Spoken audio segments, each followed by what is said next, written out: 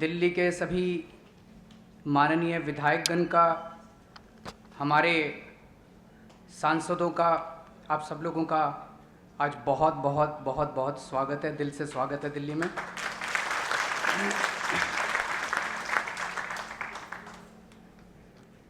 आप लोग बहुत दूर दूर से चल के आए हैं। मैं उम्मीद करता हूं कि आपका यहाँ दिल्ली में रहने खाने का अच्छा इंतज़ाम है, पूरी टीम लगी हुई है। दोस्तों, दिल्ली के चुनाव में आम आदमी पार्टी की ऐतिहासिक जीत हुई है। ये आप लोगों की वजह से हुई है, दिल्ली की जनता की वजह से हुई है। इसके लिए मैं आपको सबसे पहले बधाई देना चाहता हूँ।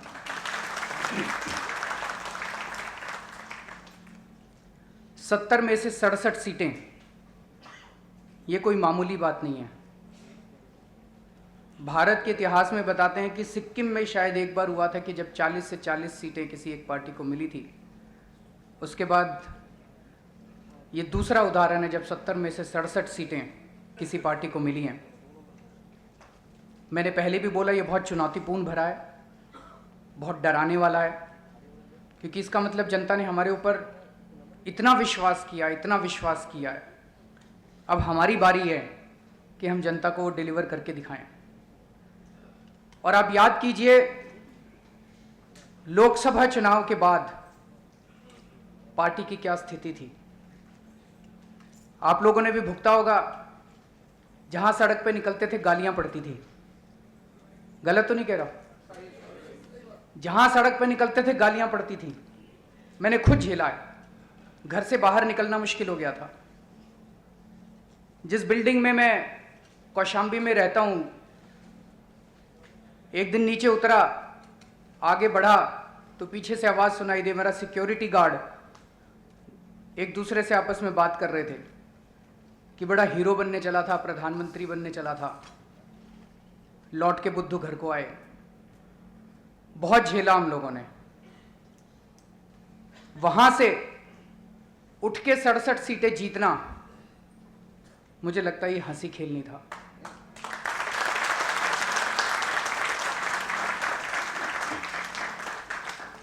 जनता के विश्वास को दोबारा जीतना ये कोई छोटी बात नहीं थी। लेकिन आप लोगों ने ठान लिया और आप लोगों ने करके दिखाया। इसके लिए मैं बधाई देता हूं आप लोगों को। और अभी हमारी सरकार का शपथ ग्रहण भी नहीं हुआ था कि हम लोगों ने काम करना शुरू कर दिया। रात दिन काम कर रहे हैं हम लोग। मैं आपको पूरे दावे के साथ कह सकता हूं, मुझे अपने एक एक विधायक के ऊपर बहुत गर्व है।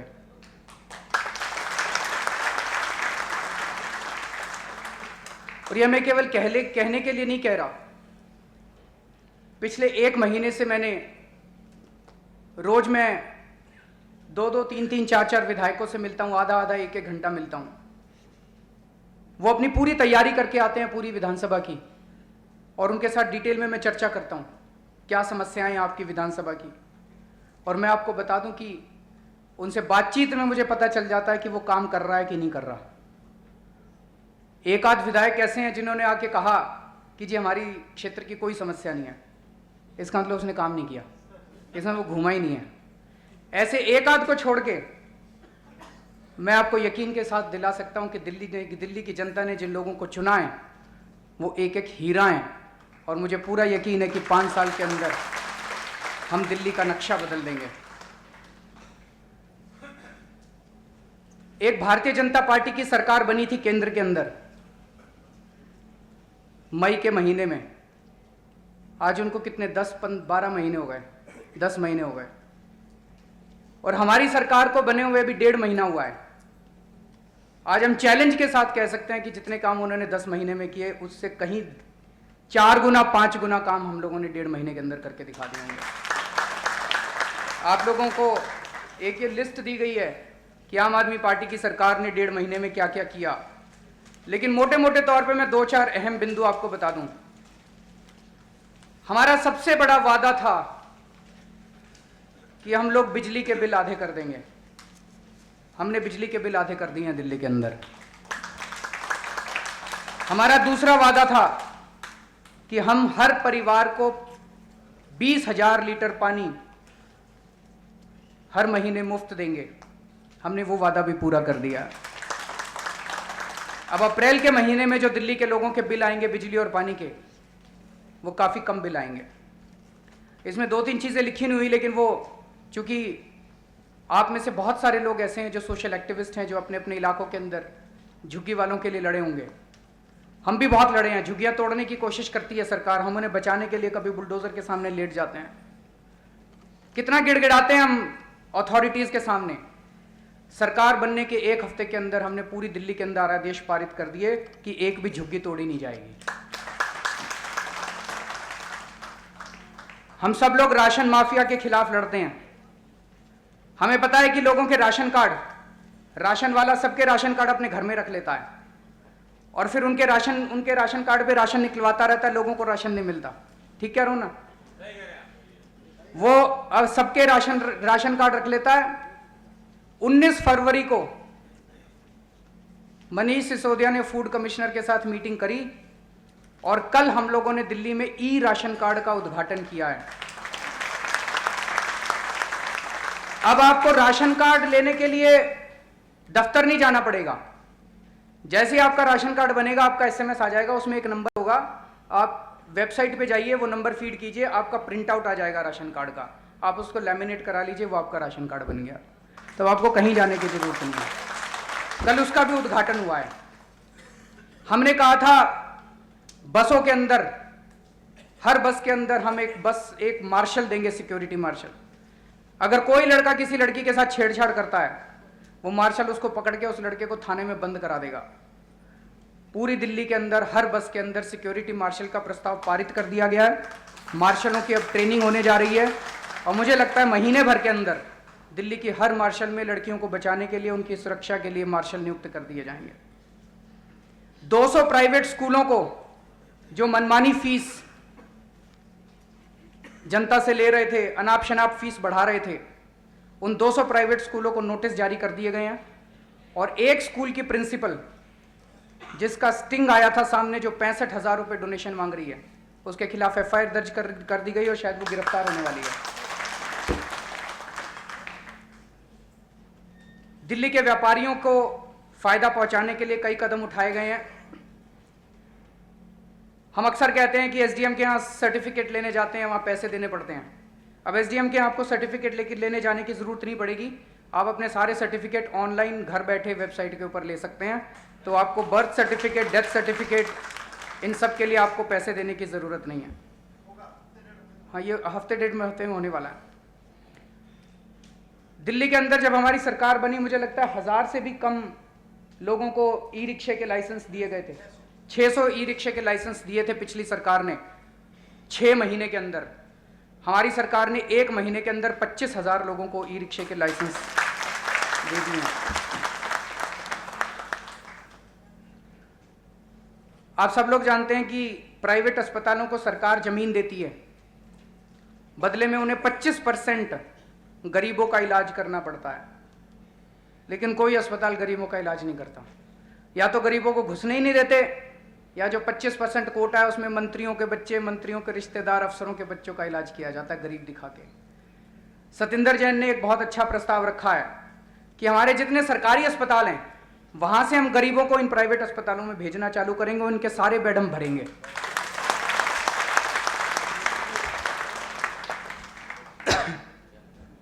इस तरह के ढेर सारे चीजों के ऊपर आम आदमी पार्टी की सरकार काम कर रही है। हमारे विधायकगण अपने अपने इलाके में काम कर रहे हैं। ऐसे वक्त पे जब इतने सारे काम आम आदमी पार्टी की सरकार कर रही है, तो शायद अखबारों में और टीवी में हम लोगों को अपने काम की वजह से न्यूज में होना चाहिए था। लेकिन दुख के साथ कहना पड़ रहा है कि जब सारी दिल्ली की जनता ने हमारा साथ दिया, तब हमारे कुछ साथियों ने हमें धोखा दिया। दुख के साथ कहना पड़ रहा है कि जब सारी जनता ने हमारा साथ दिया, तब हमारे कुछ साथियों ने हमारी पीठ में छुरा घोंपा। ऐसे समय में जब सारी पार्टी को एकजुट होकर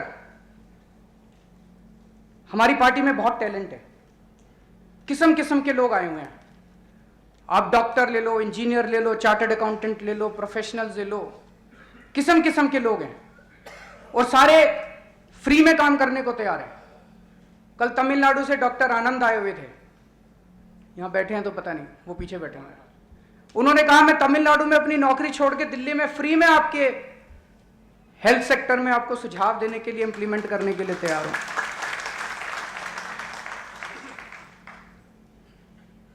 तो जब दिल्ली की जनता ने हमें इतना भरोसा दिया, मुझे लगता है हम सब लोगों को मिलकर दिल्ली को एक मॉडल शहर, मॉडल राज्य बना देना चाहिए था पूरे देश का।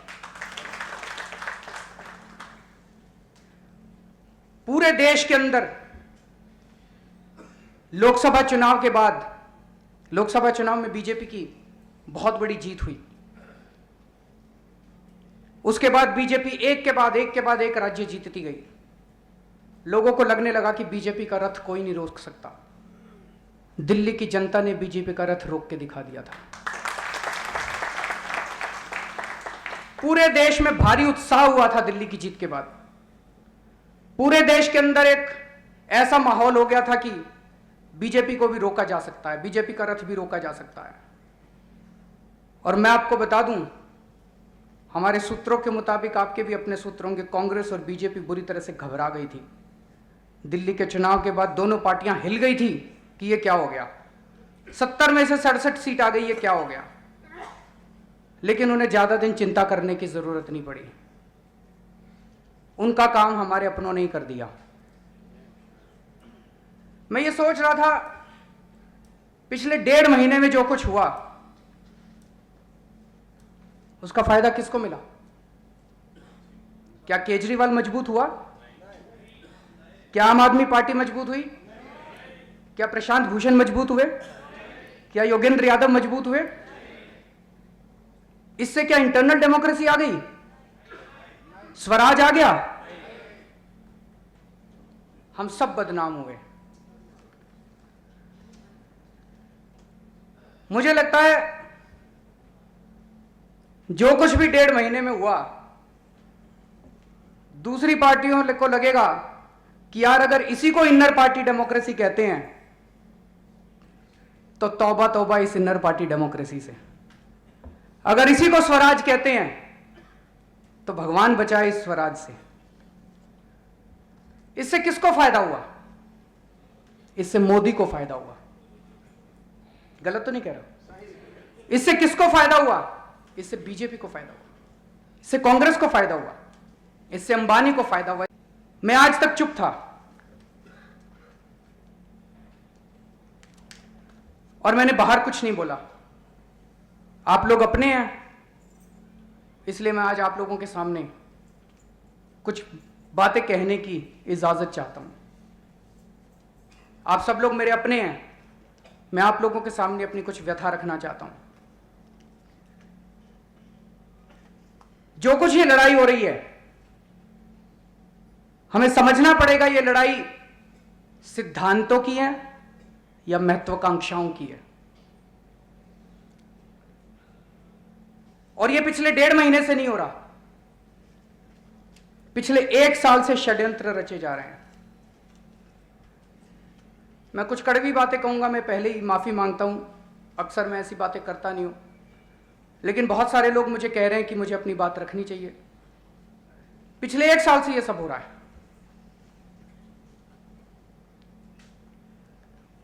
एक साल पहले हमारी सरकार बनी थी, 49 दिन की सरकार बनी थी। फरवरी के महीने में पिछले साल, मुझे बाद में इस इंसिडेंट के 4-5 महीने बाद ये इंसिडेंट पता चला। फरवरी के महीने में हमने बहुत यकीन किया अपने साथियों के ऊपर। योगेंद्र यादव जी के एक पीए होते थे, विजय रमन, बहुत समझदार व्यक्ति थे, विदेशों से पढ़ के आए थे। उन्होंने सत्या नाम के हमारे एक वॉलंटियर को फोन किया और उन्होंने कहा कि आप आइए, योगेंद्र जी आपका इंटरव्यू करना चाहते हैं। पिछले साल फरवरी के महीने में जब मैं मुख्यमंत्री था 49 दिन के लिए, सत्या पहुंचे तो उन्होंने विजय रमन जी से पूछा कि किस चीज का इंटरव्यू है। तो उन्होंने कहा कि अरविंद जी मुख्यमंत्री बन गए हैं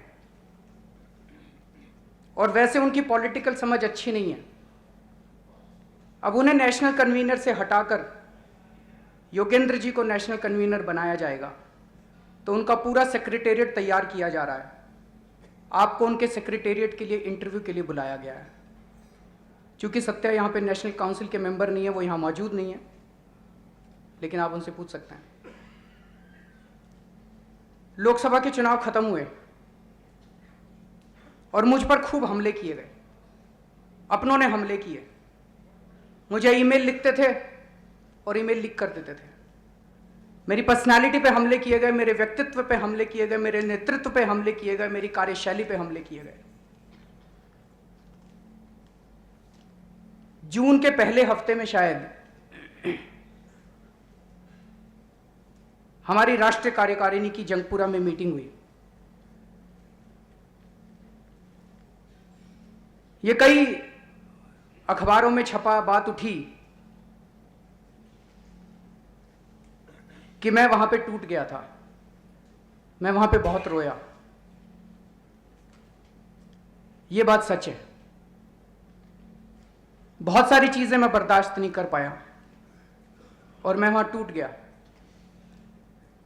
मैंने वहां एक ही बात कही, मेरे में मोदी से लड़ने की क्षमता है, मैं मोदी से लड़ सकता हूं, मैं नितिन गडकरी से लड़ सकता हूं, मैं सलमान खुर्शीद से लड़ सकता हूं, मैं रॉबर्ट वाड्रा से लड़ सकता हूं, मैं मुकेश अंबानी से भी लड़ सकता हूं, पर मैं यहां प्रशांत भूषण और योगेंद्र यादव से लड़ने नहीं आया था।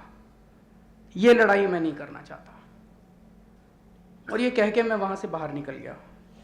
मैं घर आया और घर में मैंने अपने परिवार वालों से उस रात को बात की और मैंने तय किया कि अब मैं राजनीति नहीं करूंगा, मैं राजनीति छोड़ दूंगा, मैं पार्टी भी छोड़ दूंगा। मेरे परिवार वाले भी तय हो गए, हम लोगों ने तय कर लिया था।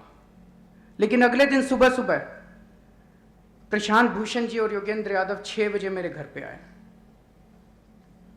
और उन्होंने कहा कि आप पार्टी मत छोड़िए। काफी देर उनके कन्विंस करने के बाद मैं माना। उन्होंने कहा कि आपको क्या चाहिए। मैंने कहा अगर हमें दिल्ली के चुनाव लड़ने हैं तो दिल्ली के चुनावों के बारे में निर्णय लेने का अधिकार तो मुझे होना चाहिए, नहीं तो मैं चुनाव नहीं लड़ सकता, आप लोग चुनाव लड़ लेंगे। उन्होंने कहा ठीक है। 2 दिन की राष्ट्रीय कार्यकारिणी की बैठक थी, दूसरा दिन था।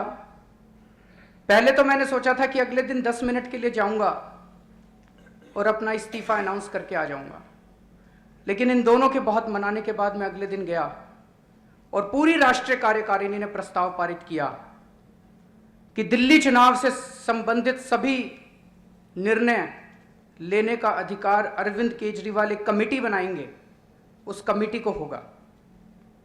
यह प्रस्ताव हमारी राष्ट्रीय कार्यकारिणी की बैठक की मिनट्स ऑफ मिनट में मीटिंग में। लेकिन दोस्तों, आप सब लोग जानते हैं कि दिल्ली के चुनाव में क्या हुआ। हालांकि कहा गया था कि दिल्ली के चुनाव में निर्णय लेने का अधिकार हमें है, लेकिन दिल्ली के चुनाव में हमें हराने की पूरी साजिशें रची गई। अवाम नाम की एक संस्था खड़ी की गई, उसको पूरा समर्थन दिया गया। बाद में टीवी में निकल के आया है कि अवाम के लोग पूर्व बीजेपी के सदस्य थे, अवाम को बीजेपी फंडिंग कर रही है। प्रशांत जी ने कई लोगों से बीच बीच में बोला कि हम चाहते हैं कि पार्टी हार जाए, तभी पार्टी के अंदर मंथन होगा, तभी पार्टी को सबक मिलेगा, तभी केजरीवाल को सबक मिलेगा। रोज धमकियां दी जाती थी, अगर ये नहीं किया तो कल हम प्रेस कॉन्फ्रेंस करके पार्टी को बर्बाद कर देंगे, अगर वो नहीं किया तो प्रेस कॉन्फ्रेंस करके पार्टी को बर्बाद कर देंगे। ये तो जनतंत्र नहीं है। ये तो स्वराज नहीं है। हमारे 15 सीनियर लीडर पूरे देश भर से दिल्ली आए और 2 दिन या 3 दिन तक पूरा दिन प्रशांत जी को, शांति जी को मनाते रहे कि पार्टी को बर्बाद मत कीजिए, इतिहास रचा जा रहा है। ऐसे समय में जब हमारे नेताओं को पार्टी के लिए प्रचार करना चाहिए था, वो उनको मनाने में लगे हुए थे। हमारे 12 कैंडिडेट्स के ऊपर प्रश्न खड़े किए गए। मैं यहां पे सत्ता लेने के लिए नहीं आया। मैंने पहले इनकम टैक्स कमिश्नर की नौकरी छोड़ी थी। मैंने मुख्यमंत्री पद से इस्तीफा दिया था। अगर सत्ता का लालच होता तो कोई जरूरत नहीं थी मुख्यमंत्री पद से इस्तीफा देने की मुझे। हम कॉम्प्रोमाइज क्यों करेंगे? आज तक इस देश के अंदर चाहे 100 लोग, कोई कहता है मैं जिद्दी हूं, कोई कुछ भी कह सकता है, लेकिन बीजेपी वाले भी और कांग्रेस वाले ये नहीं कह सकते कि केजरीवाल बेईमान है।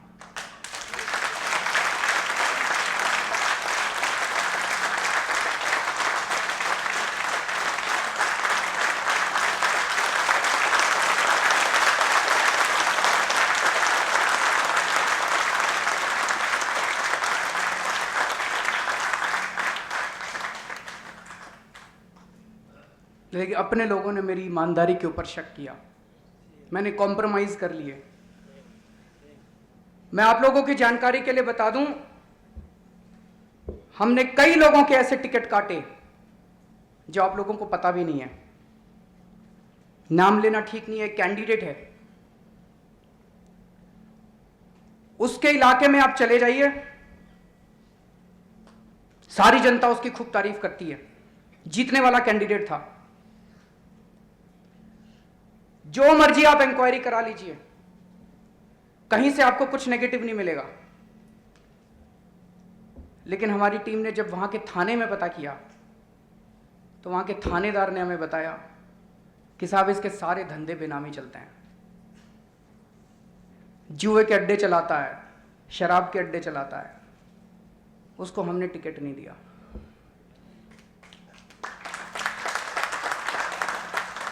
हमने अपनी खूब जांच कराई थी। मैंने अपने चाचे के लड़के को टिकट नहीं दिया, मैंने अपने ताऊ के लड़के को टिकट नहीं दिया, मैंने अपने रिश्तेदारों को टिकट नहीं दिया, मैंने अपने दोस्तों को टिकट नहीं दिया, मैंने पैसे लेके टिकट नहीं दिया। ये जो पीछे 70 लोग बैठे हैं, इनसे कोई मेरी रिश्तेदारी थोड़ी है जी, ये कोई मेरे सगे थोड़ी लगते हैं। ये एक आदमी को हमने जांचा परखा। कहा गया कि हमें तो जीत इंपॉर्टेंट है। हां, हम जीतने के लिए आए हैं, हम हारने के लिए नहीं आए हैं।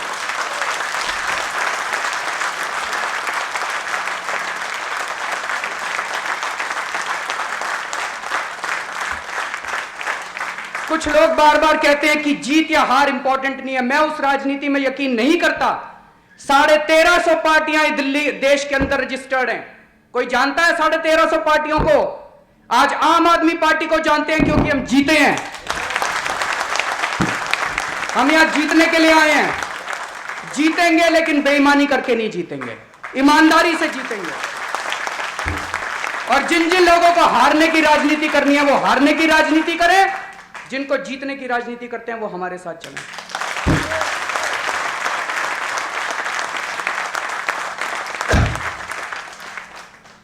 कौन पूछता हम लोगों को? अगर हमारे पहली बार 28 एमएलए नहीं आए होते तो। लेकिन ईमानदारी से 3 लाख रुपए खर्च करके मैंने शीला दीक्षित को हराया था। बेईमानी करके नहीं हराया था, जनता को साथ लेकर हराया था। हमारे 12 कैंडिडेट्स पे प्रश्न खड़े किए गए। हमने बहुत समझाने की कोशिश की, सारी इंक्वायरी कराई, इंडिपेंडेंट टीम भेजी, ओपिनियन पोल कराए, थाने वालों से पूछा, कुछ नहीं निकला। फिर हमने 12 के 12 केस लोकपाल को दे दिए। लोकपाल ने अपनी खूब जांच कराई 10 दिन तक, और लोकपाल ने कहा 12 में से 2 कैंडिडेट की टिकट कैंसिल कर दो। हमने टिकट कैंसिल कर दी। लोकपाल ने कहा बाकी 10 कैंडिडेट ठीक है, हमने उनकी टिकट जारी रखी। उसके बावजूद उन 10 कैंडिडेट्स के खिलाफ हमारे साथियों ने कैंपेन किया। उसके बावजूद उन 10 के 10 कैंडिडेट्स की शिकायतें टाइम्स ऑफ इंडिया को और मीडिया को दे दी गई और मीडिया वालों ने उन 10 लोगों के खिलाफ कैंपेन किया। ये कहते हैं सहीराम चोर है। आप जाके देखिए सहीराम ने झुग्गी वालों के लिए क्या क्या नहीं किया है।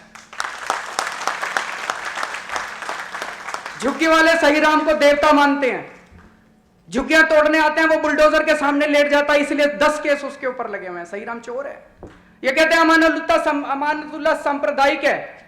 पुलिस वालों से पूछिए, ओखला के अंदर चुनाव के 10 दिन पहले किसी ने मस्जिद के अंदर कुछ गलत चीज फेंक दी थी, वहां पे दंगे भड़क जाते, अमानतुल्लाह ने घर घर जाके लोगों को रोका था।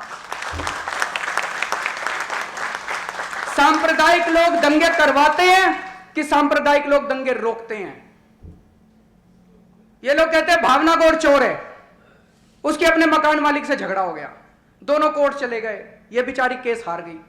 कल को अगर आपका मकान मालिक से झगड़ा हो गया और आप केस हार गए तो ये पार्टी टिकट नहीं देगी आपको, वो चोर है। ये कहते हैं अजयेश यादव चोर है, पता नहीं किसी कैलाश गहलोत है, उसके पास बहुत ज्यादा जमीन है। क्या अमीर होना पाप है अगर ईमानदारी से आपने अपने पैसा कमाया है?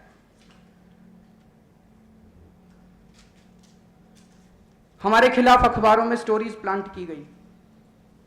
हिंदू अखबार के अंदर आधे पेज की स्टोरी मेरे खिलाफ छपी और सब गलत लिखा हुआ, उस स्टोरी के अंदर सब कुछ गलत लिखा हुआ था।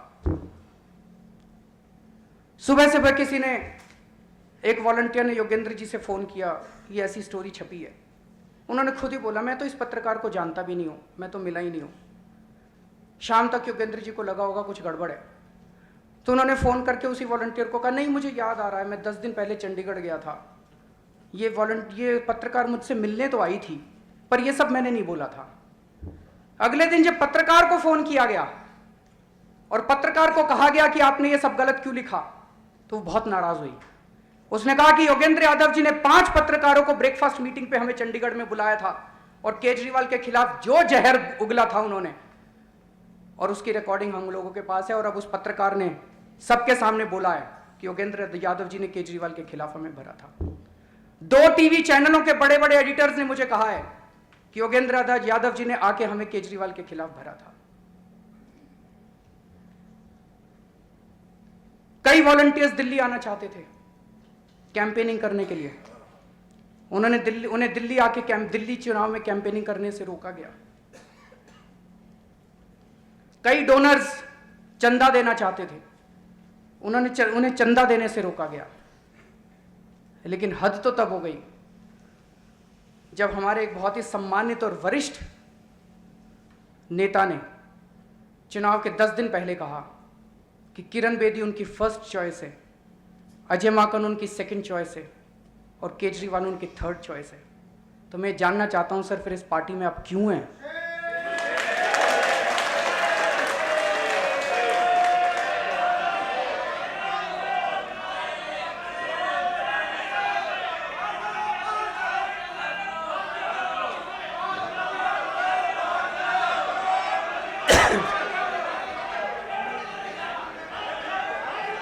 एक मिनट बैठ जाइए। तुरंत बैठिए अपनी जगह पे सब लोग।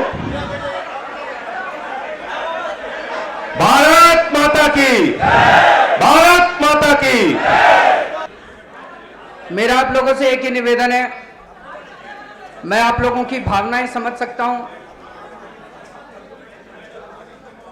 लेकिन हमें एक दूसरे को सुनना पड़ेगा और शांति से सुनना पड़ेगा।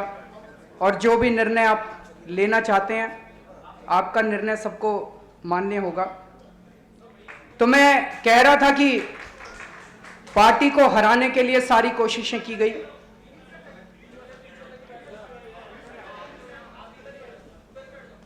एक और वाकया है जो मुझे याद आ रहा है। कई वाकये हुए पिछले 1 साल से 1.5 साल से, ढेरों षड्यंत्रों का सामना हम लोग कर रहे हैं। जून या जुलाई के महीने में हमारी पॉलिसी टीम की मीटिंग हो रही थी और उसमें अचानक एक बड़े नेता आए और उन्होंने कहा कि एक खुशखबरी लाया हूं। आज आप लोगों ने अखबार में पढ़ा, बीजेपी सरकार बनाने जा रही है। उन दिनों में आपको याद होगा बीजेपी कवायद कर रही थी जोड़ तोड़ करके सर, कि आज की खबरों के मुताबिक बीजेपी सरकार बनाने जा रही है, और अगर बीजेपी सरकार बना लेगी तो अरविंद लीडर ऑफ अपोजिशन बन जाएंगे। फिर हमें अरविंद को नेशनल कन्वीनर के पद से हटाने में ज्यादा सुविधा होगी। खैर, हम लोग चुनाव जीते। चुनाव जीतने के बाद जो पहली राष्ट्रीय कार्यकारिणी की मीटिंग हुई, मैं नहीं गया था लेकिन मुझे बताया गया कि उस राष्ट्रीय कार्यकारिणी की मीटिंग में भी मैं ही टारगेट था कि यह सारा चुनाव केजरीवाल के नाम पे क्यों लड़ा गया, होर्डिंग्स पे केजरीवाल के फोटो क्यों लगाए गए, 5 साल केजरीवाल के नारे के ऊपर 10 करोड़ रुपए क्यों फूंक दिए गए। तो जैसे मैंने कहा कि हमें आज सोचना पड़ेगा कि ये जो सब कुछ चल रहा है, ये लड़ाई सिद्धांतों की है या महत्वाकांक्षाओं की है। कहीं सिद्धांतों के नाम पे अपनी महत्वाकांक्षाएं तो पूरी नहीं की जा रही हैं। मैं चुप रहा, देखता रहा, सुनता रहा, मैंने कभी कुछ नहीं बोला।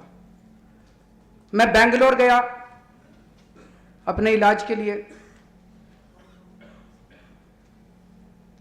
आखिरी दिन जब मैं लौट रहा था, एयरपोर्ट पे था, मेरे पास प्रशांत जी का एसएमएस आया कि मैं आपसे मिलना चाहता हूं। पृथ्वी मेरे सामने बैठा हुआ था। मैंने पृथ्वी को कहा मिलना मैं भी चाहता हूं, लेकिन मुझे डर लगता है, मैं कुछ भी जाके मिलूंगा, ये जाके बाहर टीवी में बोल देंगे कि अरविंद आया था, ये कह रहा था। और आपको जान के आश्चर्य होगा कि मैंने इतना बोला ही था।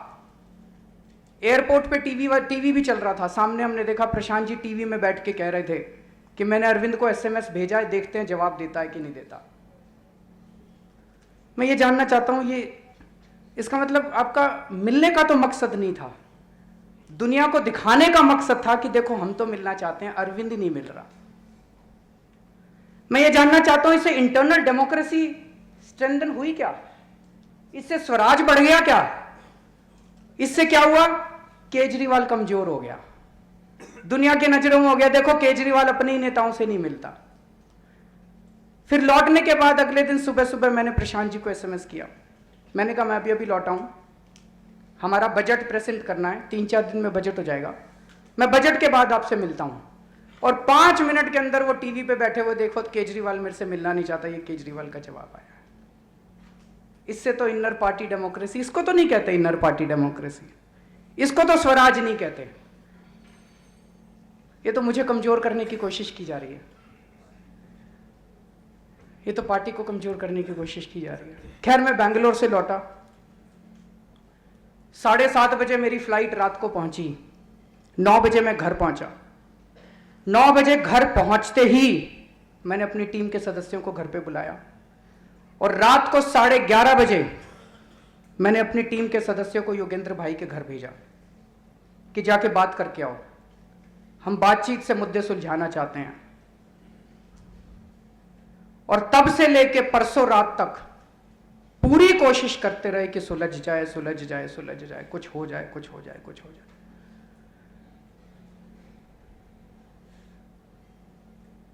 उन्होंने पहले कहा कि ये 5 मुद्दे हैं हमारे, ये 5 मुद्दे मान लो तो हम पार्टी छोड़ दें, हम सारे पदों से इस्तीफा दे देंगे। यही अपने आप में थोड़ा सा आश्चर्यजनक था। नॉर्मली आदमी क्या कहता है, या तो पार्टी ठीक कर लो, और ठीक नहीं की पार्टी तो मैं छोड़ दूंगा। कोई ये आके कहता है कि पार्टी ठीक कर लो, ठीक कर ली तो मैं छोड़ दूंगा। कभी किसी ने ऐसे कहा है? तो दिखावा था, दुनिया को दिखा रहे थे कि हम तो सिद्धांतों की लड़ाई लड़ रहे हैं जी। उन 5 पॉइंट्स में क्या क्या थे? पहला पॉइंट था पार्टी में आरटीआई लागू होनी चाहिए, बिल्कुल होनी चाहिए। उन्होंने कहा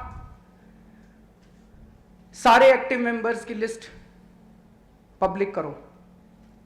जरूर करेंगे साहब, अभी एक्टिव मेंबर्स की लिस्ट है नहीं, आपको भी पता है। हमने कहा कमिटीज बनाई जाएंगी, हर राज्य में कमिटी बनाएंगे, एक्टिव मेंबर्स की लिस्ट बनाएंगे, पब्लिक कर देंगे। लेकिन सोच लो पब्लिक करनी है कि नहीं करनी। हम लोगों ने दिल्ली का चुनाव लड़ा है, बूथ एजेंट्स की लिस्ट, वॉलंटियर्स की लिस्ट, ये कोई पार्टी पब्लिक नहीं करती है। दूसरी पार्टी वाले पहुंच जाते हैं उनको डराने धमकाने के लिए, दूसरे पार्टी वाले तोड़ लेते हैं उनको। अगर कोई एक चीज सबसे गुप्त होती है तो वो होती है अपने बूथ एजेंट्स की और वॉलंटियर्स की लिस्ट।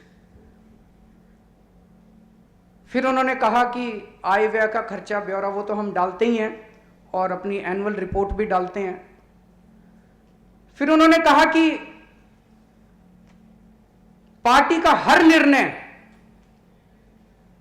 वॉलंटियर से वोटिंग करा के सीक्रेट बैलेट से होना चाहिए। संभव है क्या सारे देश के वॉलंटियर से सारे निर्णयों के ऊपर हो सकता है जी? तो बात हुई, रुक जाओ, तो ये हुआ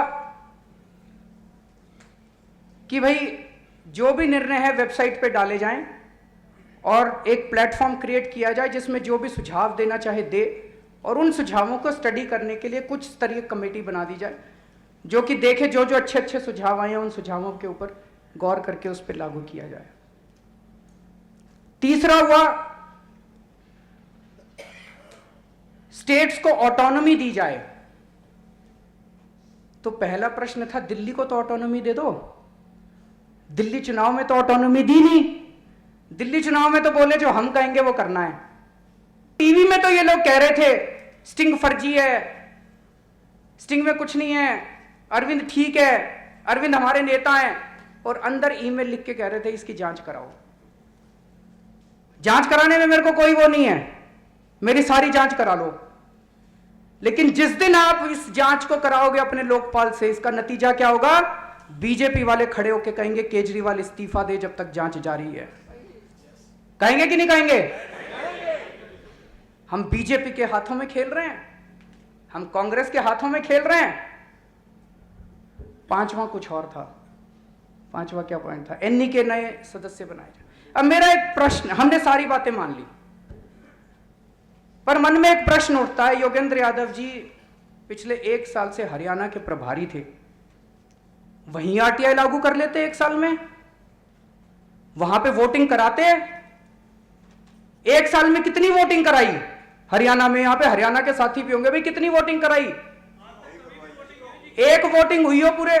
कुछ लागू तो करके दिखाओ, कुछ करके तो दिखाओ। हरियाणा में लागू कर दो, हम पूरे देश में लागू कर देंगे 5 पॉइंट। करने की मंशा नहीं, 5 पॉइंट मान लिए हमने। उसके बाद इनके आदमी आके कहते देखो जी ये तो बार्गेनिंग के लिए थे, ये तो हम केवल बार्गेनिंग कर रहे थे, हमें हरियाणा दे दो। हमने कहा हरियाणा ले लो। बोले नवीन जयहिंद बड़ा तंग करता है, नवीन जयहिंद को वहां से, हमें नवीन जयहिंद मुक्त हरियाणा चाहिए। हमने कहा नवीन जयहिंद को समझा लेंगे, दिल्ली ले आएंगे, दिल्ली में गांव देहात में लगा लेंगे। फिर पलट गए, फिर बोले नहीं, अगर ये मैसेज जाएगा पूरे देश में कि हमने एनई छोड़ दी और बदले में हरियाणा ले लिया तो बड़ा गंदा लगेगा, तो कुछ सम्मानजनक तरीका निकालो।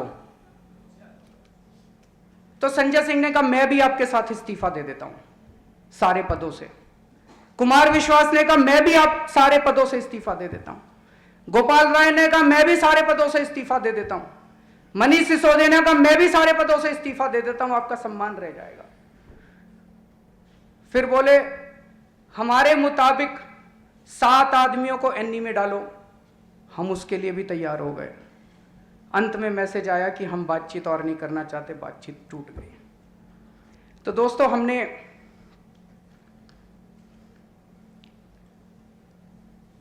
सब कुछ करके देखा। मैं एक चीज कहना चाहता हूं, मैं तिहाड़ क्यों गया? कोर्ट में खड़ा था, जज ने कहा बेल ले लो, मैंने कहा नहीं जी बेल नहीं लूंगा। जज बोली पर्सनल बॉन्ड साइन कर दो। अच्छा बेल मत लो, मेरे को ये नहीं पता था ये पर्सनल बॉन्ड क्या होता है। मैंने प्रशांत जी की तरफ देखा, प्रशांत जी ने यूं किया, मैंने कहा ना जी मैं पर्सनल बॉन्ड नहीं लूंगा। जज ने कहा arrest him and send him to Tihar. मैं तिहाड़ चला गया। मैं ये कहना चाहता हूं प्रशांत जी, आपके एक इशारे के ऊपर मैं जेल चला गया।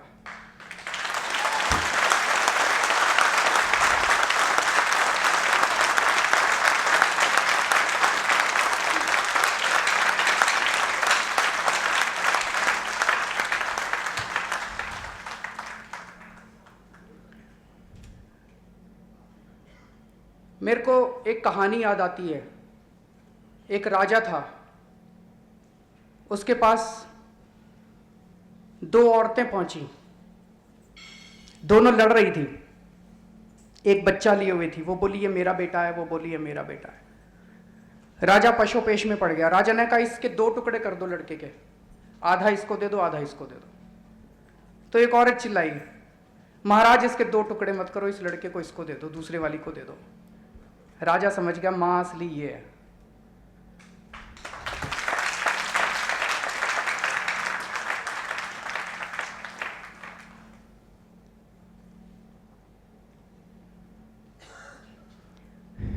इस पार्टी को हमने जन्म दिया है, अपने खून से सींचा है, अपनी जान दांव पे लगाई है। 15 दिन अनशन किया था। डायबिटीज का मरीज हूं। यहां पे डॉक्टर राकेश पारिक भी बैठे होंगे, वो भी रोए थे उस दिन। 3-4 दिन के बाद कोई डॉक्टर ऐसा नहीं था जो ये कह दे कि 48 घंटे से ज्यादा ये जिंदा रहेगा। मेरी मां खूब रोई थी, मेरी पत्नी खूब रोई थी, जितने डॉक्टर वहां खड़े थे।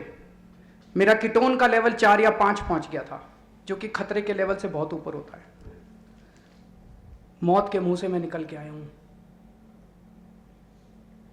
इस पार्टी को हमने अपने खून से सींचा, अपनी जान से सींचा है।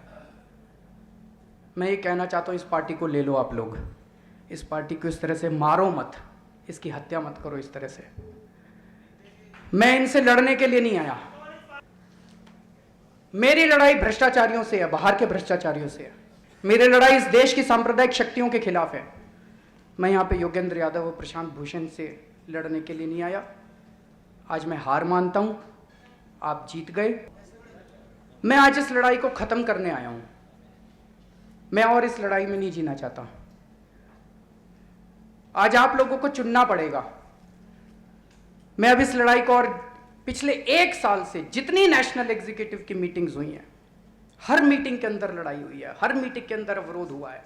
जितनी पीएससी की मीटिंग्स होती थी, हर मीटिंग के अंदर चीखा चिल्ली होती थी। ये इनर पार्टी डेमोक्रेसी नहीं है, ये स्वराज नहीं है।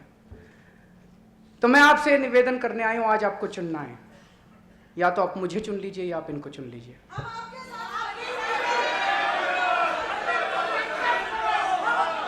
और मैं 1 मिनट, मैं आपको पशुपेश में भी नहीं डालना चाहता। मैं बस आज आपको, आपके सामने बहुत अहम दिन है। आप या तो इनको चुन लीजिए या मुझे चुन लीजिए। अगर आप इनको चुनते हैं तो मैं आपको पशुपेश में नहीं डालना चाहता। मैं नेशनल कन्वीनर, पीएसी, एनई और नेशनल काउंसिल, इन चारों से मैं इस्तीफा पंकज के पास छोड़ के जा रहा हूं। आप लोगों को तय करना, मैं आपके ऊपर छोड़ के जा रहा हूं। लेकिन एक चीज मैं आपको,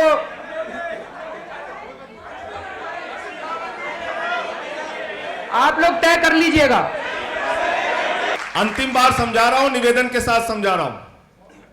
किसी के साथ आपस में धक्का मुक्की, जोर से बातचीत, ये सारी चीजें नहीं होनी चाहिए। अब शांति से बैठिए, जो भी निर्णय हो आप स्वतंत्र रूप से लीजिए अपना निर्णय। अंत में मैं केवल ये कहना चाहता हूं, जैसा मैंने कहा, मेरी लड़ाई बाहर वालों से है, अपनों से नहीं है। अगर आप लोगों का निर्णय होगा तो मैं एक सामान्य कार्यकर्ता के रूप में, पार्टी के कार्यकर्ता के रूप में, अपनी बाहर वालों से इस देश की भ्रष्टाचारी सांप्रदायिक ताकतों के खिलाफ एक आम कार्यकर्ता के रूप में अपनी लड़ाई जारी रखूंगा। मुझे अभी किसी अर्जेंट मीटिंग में जाना है, मैं यहाँ से निकलूँगा। बीच में समय मिला तो मैं दोबारा आ जाऊँगा। तब तक मैं ये आपके सामने प्रस्ताव रखता हूँ कि गोपाल राय जी इस सभा का चेयरमैनशिप करें। बहुत बहुत